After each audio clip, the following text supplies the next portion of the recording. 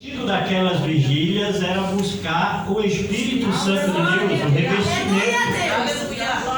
Bendito seja o nome do Senhor. Aleluia, Senhor da glória. Quem gosta de viajar? Levanta a mão. Eu, apesar de não ter feito isso há tanto tempo, eu gosto muito de viajar. Hoje eu convido vocês a viajar comigo na Bíblia. Okay? Mas antes, vamos conversar um pouquinho. Imaginemos que você tenha sido uma pessoa muito abençoada. Que Deus tenha exaltado tua casa soberanamente.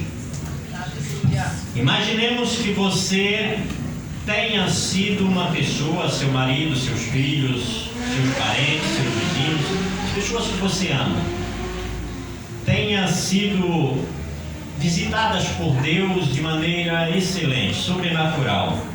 Mas de repente você olha e as coisas não andam mais assim. Estas pessoas estão desligadas de Deus. Qual seria a sua reação? Qual seria o seu sentimento? Como você se sentiria? Melhor ainda, vamos imaginar que você fosse um profeta de Deus, com profundo conhecimento do Senhor, na palavra de Deus, nas coisas de Deus, na revelação de Deus, nos propósitos divinos. E que você tivesse acompanhado e sabido de muitos feitos do Senhor, de coisas maravilhosas, de prodígios, de milagres. Imaginando que você seja este profeta com todo este conhecimento de Deus e intimidade com o Senhor. Imaginemos que você conheça toda a história passada com seus familiares, com a sua nação. Uma nação que foi gloriosa, que foi brilhante, exemplo ao mundo. E de repente você olha e não é mais assim. Como você se sentiria? Eu trago você hoje à noite, eu chamo você a pensar comigo nestas coisas. Porque no fundo, tudo que nós queremos é andar com o Senhor e receber do Senhor o que Ele tem de melhor para nós. Agora, imaginemos que você fosse o profeta Isaías nessa condição. Abra sua Bíblia no livro de Isaías, profeta Isaías, capítulo 64.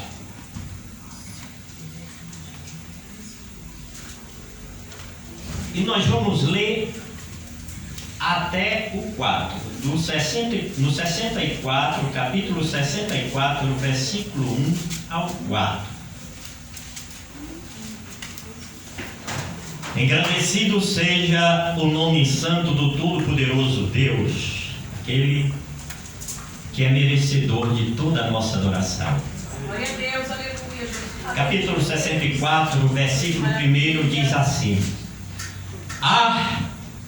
se fendesses os céus e descesses, seus montes tremessem na sua presença, como quando o fogo acende os gravetos, como quando faz ferver a água, para fazeres notório o teu nome aos teus adversários, e para que as nações tremam diante de ti, quando fizestes coisas terríveis que nós nem esperávamos. Desceste e os montes tremeram diante de ti, porque desde a antiguidade não se ouviu, nem com os ouvidos se percebeu, nem com os olhos se viu Deus além de ti, que trabalha para aquele que nele espera. Amém. Podeis assentar. Então vamos viajar um pouquinho. O nosso Deus é um Deus tremendo, maravilhoso, todo-poderoso. Nosso Deus é grandioso, imenso.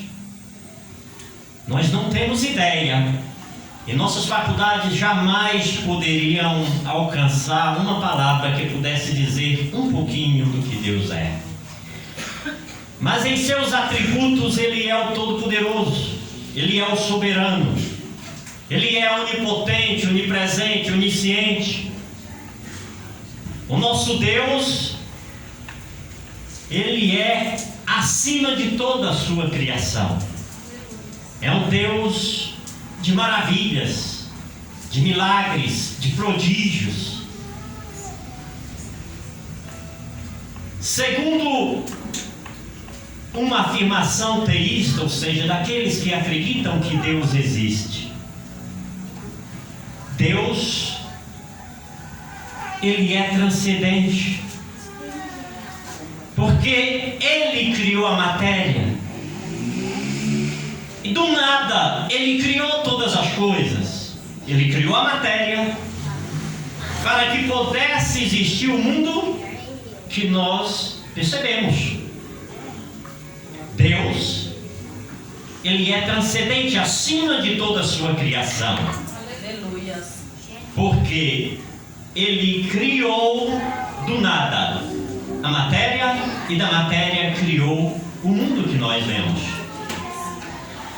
Mas Deus também é imanente, ou seja, um Deus que se relaciona com sua criação. Trago a vocês hoje algo diferente, tá? Não se espantem. Se quiserem que eu paro, é só gritar, para, pastor, tá? Talvez eu pare, talvez. Aleluias.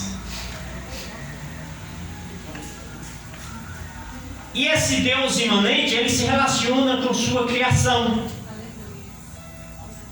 No capítulo 1 de Gênesis, ali no 1, no 2 e no 3º versículo, está dizendo que Ele criou os céus, a terra, luminares, e diz a Bíblia ali que o Espírito de Deus parava sobre a face das águas. E é interessante que Ele disse: haja. Isso Ele usando a palavra. Pela primeira vez aparece ali a trindade de Deus, ou seja, Deus também é trino. E a palavra trindade foi cunhada depois de Atanásio e do concílio de Nicéia, 300 anos já depois de Cristo. Então a trindade não aparece na Bíblia, o nome trindade, mas as três pessoas aparecem desde o primeiro versículo de Gênesis: Deus Pai, Deus Filho e Deus Espírito Santo. Ou seja, ali está o Pai, o Espírito e a palavra, que é Jesus. Este Deus, após criar isto, os céus, a terra, a natureza e a terra e o barro, no capítulo 2, Ele cria o homem.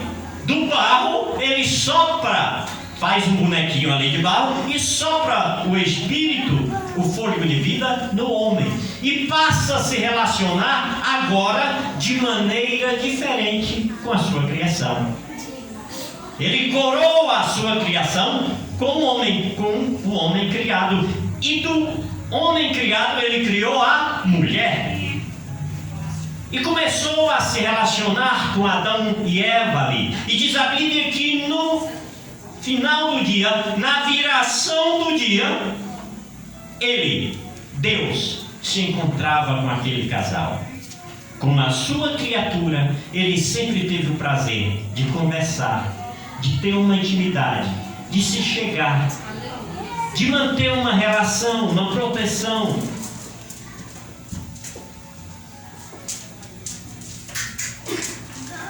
Este Deus tão poderoso e tão maravilhoso teve que se afastar desta relação. No capítulo 3, aconteceu a queda do homem. Do primeiro versículo do primeiro capítulo de Gênesis ao capítulo 2, é a fase que os teólogos chamam de fase da inocência, ou seja, uma fase em que o homem não tem a consciência do pecado. No capítulo 2, os teólogos já passam para outra fase, porque do terceiro capítulo em diante acontece a queda do homem. No capítulo 3 de Gênesis, o homem é corrompido e Deus afasta-os do paraíso. E ali há uma mudança de comportamento entre Deus e o homem, porque o pecado afasta Deus do homem. E o homem passa a colocar entre Deus, seu amigo, e ele, o pecado. E afasta o seu amigo dele, porque Deus não comunga com o pecado. Se Deus permanecer em contato direto com o pecador, ele o mata. Entendem? Vou trazer algo diferente hoje para vocês. Vamos passear um pouquinho na Bíblia. E nessa segunda dispensação acontece a primeira profecia a respeito do Evangelho, onde Deus diz que enviará a semente da mulher para esmagar a cabeça da serpente. Mas no capítulo 4, o homem já está tão distante de Deus, que no capítulo 4, versículo 8, acontece o primeiro assassinato, onde Caim mata o seu irmão Abel. E prosseguindo,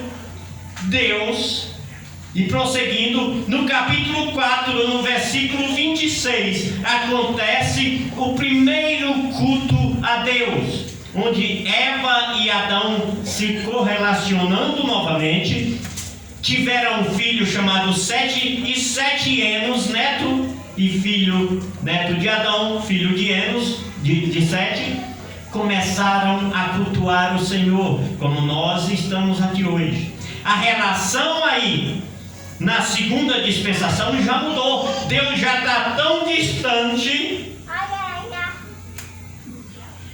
que é preciso agora o homem buscar a Deus. Deus não vem mais até o homem antes do pecado. Agora o homem tem a obrigação e a necessidade de buscar a Deus. Aleluia. E quando o homem começa a buscar a Deus ali, ele institui o primeiro culto de louvor ao Senhor. Mas no capítulo 5 do livro de Gênesis, a história mudou mais ainda, porque ali tem a geração dos filhos de Adão, começando de Sete. E quando chega no capítulo 6 do livro de Gênesis, já existe a corrupção do gênero humano. O pecado já assolou de tal maneira que Deus deseja destruir toda a humanidade. E no capítulo 7, Deus chama Noé e anuncia a ele, dizendo: eu olhei de cima para baixo e só vi a ti, Noé. Espero que vocês sejam desses essa noite. Glória a Deus, glória a Deus. Espero que eu seja um daqueles que Deus possa olhar essa noite e me ver como justo, diante deste mundo injusto e corrupto que está. Aleluias. E ele olha e vê Noé e faz o anúncio do dilúvio no capítulo 7. E no capítulo 9 já termina o dilúvio. E ali começa a terceira dispensação, segundo os teólogos, que se chama a dispensação do governo humano. Porque quando Noé sai da arca, ali no capítulo 10, 9, Deus diz assim: olha, Noé, cresça e multiplique, frutifique, espalhe-se sobre a face da terra. Ele renovou a promessa que ele tinha feito a Adão, porque Adão lá no paraíso tinha alguns mandamentos, que era cuidar dos jardins, não comer da árvore do conhecimento do bem e do mal, que foi o mandamento que Adão quebrou, crescer e multiplicar, e mais uns 2 mandamentinhos só. Adão não conseguiu cumprir 5 mandamentos.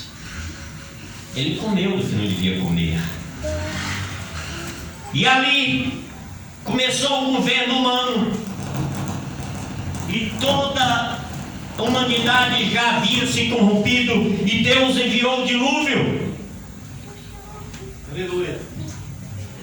E destruiu a humanidade. Vocês estão me ouvindo? Amém, Deus, aleluia. Bendito seja o nome do Senhor. Aleluia. Acho que está bem. Glória a Deus. Agradecido seja Deus.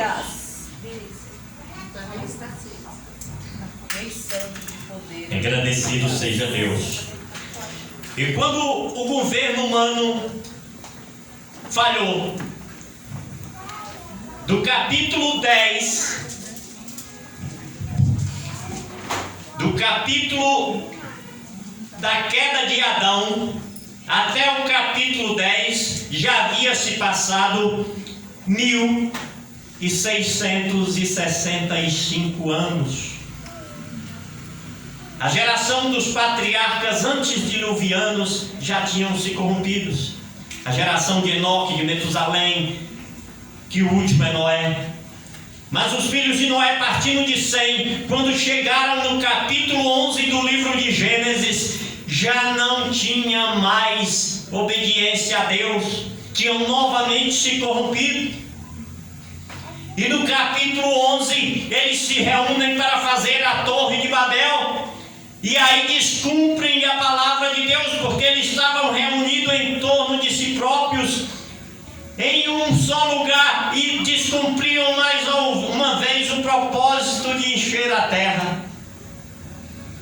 E Deus manda a confusão das línguas e os separa. Imaginemos o pastor com a sua esposa lá, acorda um dia e um fala: bom dia meu amor, e o outro bonjour. O que foi isso, meu amigo? Você está mudando de conversa? Bonjour.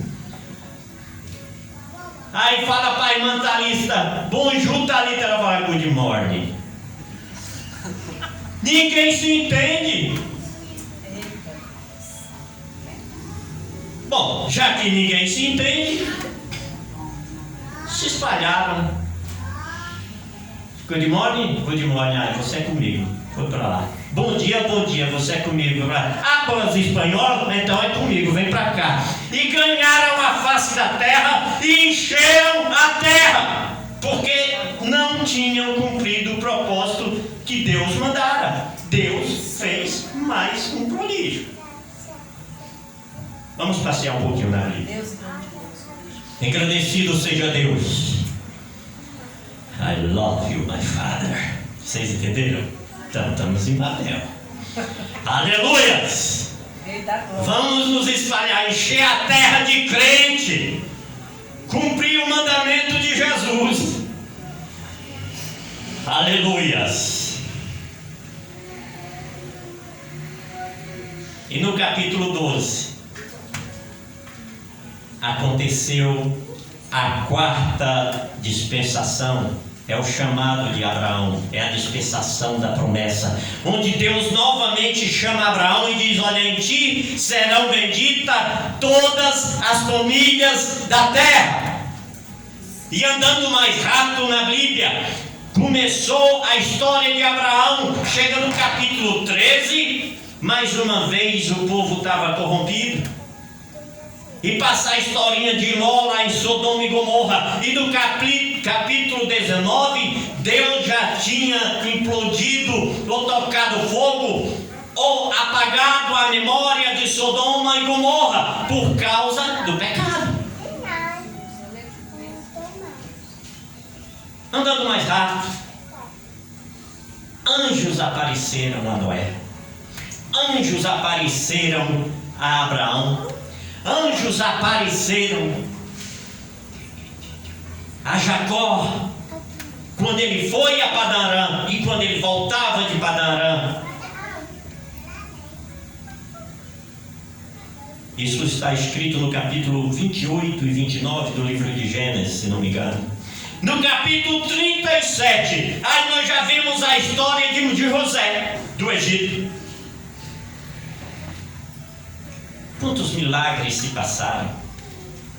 Mas antes do capítulo 22, mais uma vez o evangelho é pregado através de Isaac e Abraão no Monte Moriá, onde Deus diz: sacrifica Isaac, e no momento certo Isaac é substituído pelo Cordeiro de Deus. Aleluia, Deus, aleluia. No 37 de Gênesis vem a história de José, que milagrosamente, após ser vendido por seus irmãos, lá no capítulo 41 do livro de Gênesis, ele já sobe ao poder, ao vice-reinado do trono de Faraó do Egito, para governar. Deus faz milagres, Deus opera maravilhas. E no capítulo 49 do livro de Gênesis, Jacó morreu. No capítulo 50 do livro de Gênesis, quem morreu foi José. E no capítulo 1 do livro de Êxodo vem a história dos filhos, a genealogia dos filhos de Israel no Egito. No capítulo 2, José nasce. No capítulo 2 do livro de Êxodo, Moisés nasce. Aleluias! No capítulo 3 ele foge. No capítulo 4, Deus dota 4 do livro de Êxodo, Deus dota Moisés de poder para fazer maravilhas e prodígios no Egito. E para tirar os filhos de Israel, Deus transforma vara em cobra. Deus transforma água em sangue. Deus manda rãs, manda piolhos, manda lagartas, manda gafanhotos. Deus manda trovão. Deus manda saraiva. Deus queima o gado de Faraó. Deus liberta, Deus cura, Deus transforma. Aleluia. Deus faz prodígios e Deus faz milagres. Deus liberta. Aleluia.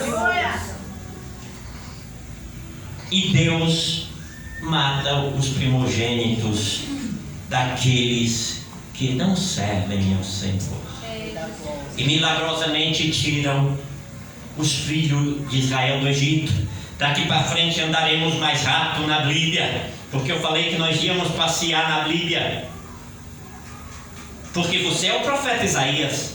Você é aquele dono de casa que foi abençoado e que tua vida talvez não esteja mais como gostaria de estar. Ou você olha para a vida de alguém e não está do jeito que você gostaria que estivesse. Então você fica aqui como o profeta Isaías. Ah, que fendesses os céus. Bendito seja o nome do Senhor. Saindo os filhos de Israel do Egito, no livro de Êxodo, tem a travessia do Mar Vermelho, que simboliza a transformação do ser humano, a passagem do pecado para a vida eterna. Ali, durante o livro de Êxodo, os filhos de Israel começam a ter as teofanias, apresentadas principalmente por causa de Moisés e do propósito de Deus para com a libertação do seu povo. Ali eles veem águas amargas sendo tornadas potáveis. Eles veem águas fluírem da rocha. Eles veem cordonizes encher as suas dispensas de carne, a provisão de Deus. Eles veem maná do céu, e segundo os apóstolos, aquele maná era maná dos anjos. No deserto, Deus provê o melhor que Ele tem para cada um de nós, para cada um de vocês. E ali eles viram. Aí passamos por Levíticos, por Números, por Deuteronômios, chegamos aos livros de Juízes. Guerras e mais guerras foram vencidas pelo poder de Deus. Em Juízes, Josué, no livro de Josué, primeiro antes de Juízes, Josué atravessa o Jordão. As muralhas de Jericó são quebradas.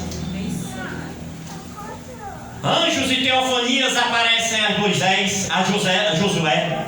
Nessas alturas, Arão já havia morrido, Miriam já havia morrido, Moisés já havia morrido, mas a obra de Deus permaneceu na vida daqueles que estão vivos, na sua vida e na minha vida. Elas permanecem. Deus continua operando.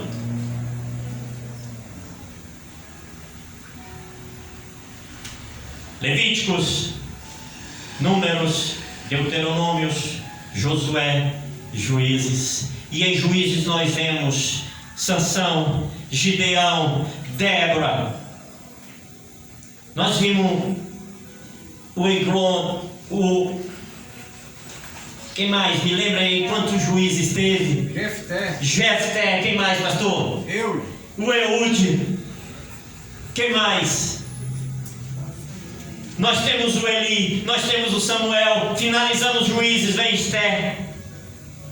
Mas antes de Esther tem 2 livrinhos bem maravilhosos, que são os livros de 1º e 2º Samuel, onde vem Saul, onde vem Davi, onde o gigante da tua vida caiu. Aleluias, Deus. Aleluias. E onde vem Salomão, Roboão, aleluias, Acasias, Ezequias, Josafá, onde vem todos os reis de Israel. E esta é a fase em que Isaías está vivendo. Numa das fases mais críticas dos reinos de Israel. O reinado de Davi foi um reinado pomposo e glorioso, e o reinado de Salomão não houve nenhum maior e nem igual a tanta riqueza. Mas Isaías agora está vivendo no pior de todos os reinos, o reinado do Manassés, no livro de 2 Reis, lá no finalzinho. Esta época já tem 3.600 anos de mundo, Deus operando maravilhas e prodígios, da mesma forma, em busca do homem, em busca da mulher, em busca dos seus melhores sentimentos e da sua essência que Ele colocou dentro de você. Deus continua procurando. Ai, terra manturabachuri de canta. Mas nesta época, o profeta Isaías olhava para tudo isso que eu citei agora. Lembrou de todos os feitos que Deus tinha feito. Lembrou das sarças que se queimavam quando Moisés viu Deus no deserto, lá no Monte Sinai, na sarça ardente, os gravetos que não se queimavam.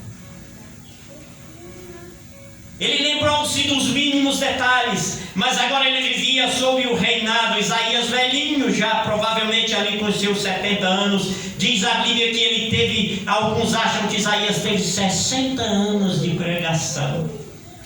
Depois de pregar tanto e mostrar o que Deus era, ele chega àquela hora, ele olha e vê a nação corrompida, cheia de pecado, inimigos para tudo quanto é lado, tomando o que o povo tinha. O rei, que deveria ser a cabeça para buscar o Senhor, estava imbuído em pecado. A nação estava destruída. Isaías, um profeta de Deus, um homem cheio de sentimento, de conhecimento de Deus, um dos mais sábios homens da Bíblia, um nobre, olhava e via o reino espiritual em decadência, uma nação que estava mergulhada na idolatria, no pecado, na feitiçaria, no sacrifício de crianças. a deuses estranhos.